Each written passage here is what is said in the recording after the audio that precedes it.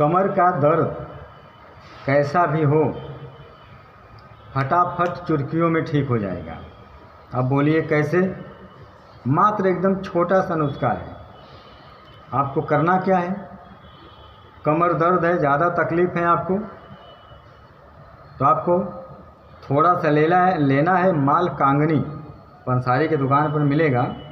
माल कांगनी का बीज लेना है आपको, थोड़ा सा 8-10 बीज ले लीजिए और उसे काले कपड़े में बांध लीजिए और उसे कमर में बांधना है आपको। किसी भी धागे में ले करके आप बांध लीजिए। बस कमर में बांधने से फिर देखिए कमाल उसका, कमर दर्द ठीक हो जाएगा।